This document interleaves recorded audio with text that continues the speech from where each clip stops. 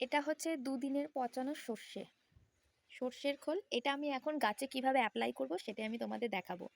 এটা 2 দিন ধরে আমি রেখেছি, তো তোমরা 3 দিনও রাখতে পারো, কিন্তু তার বেশি এখন আর রাখার প্রয়োজন নেই। তো এইটাকে এখন জলের আমি 10 ভাগ, এটা যদি আমি 1 ভাগ নিয়ে থাকি তাহলে আমাকে 10 ভাগ জল অ্যাপ্লাই করতে হবে। তো পরিমাণটা দেখতেই পাচ্ছ, অর্ধেকের অর্ধেক। তো এইটাকে আমি এখন 10 ভাগ জলের সাথে মিক্স করব।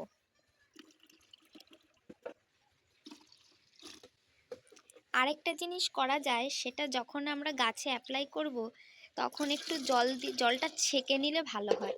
এই মুহূর্তে আমার কাছে ছাকার ব্যবস্থা নেই, আমি এখন এইভাবে অ্যাপ্লাই করে দেব।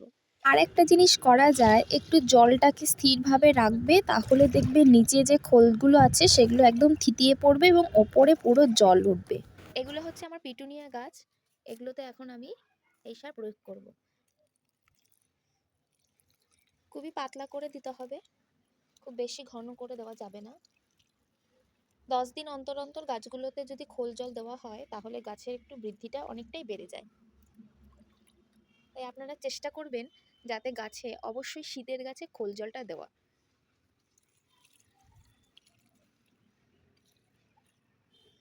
এমন না যে গাছে ফুল হয়নি বলে এটা দেওয়া যাবে না, আমি তোমাদের দেখাবো যে যেই গাছে ফুল হয়ে গেছে সেগুলোতেও কিন্তু এই খোল জল অ্যাপ্লাই করা যায়। যেমন আমি একটু আগেই বললাম যে যেসব গাছে ফুল হয়ে গেছে বা ফুল হচ্ছে সেসব গাছেও কিন্তু অ্যাপ্লাই করা যায়। যেমন দেখো, এই যে আমার চন্দ্রমল্লিকা গাছটা একদম কুঁড়িতে ভর্তি হয়ে আছে, সেটার আপডেট তো তোমাদের আমি দেখিয়েইছি, এবং এই গাছে কিন্তু অলরেডি একটা ফুল চলেও এসেছে। আমি কিন্তু এই গাছে অবশ্যই কিন্তু খোল জল অ্যাপ্লাই করব, কারণ গাছটাও আরও ভালো থাকবে এবং ফুলটাও খুব সুন্দর আসবে এবং সবই একবারে আসবে। দেখাচ্ছি, সেটা হচ্ছে সব থেকে এত সুন্দর, এবং ফুলটা এত সুন্দর আমার বাগানে এই প্রথমবার হয়েছে, এবং আমি আশা করিনি যে এই গাছটা আমার বাগানে আছে।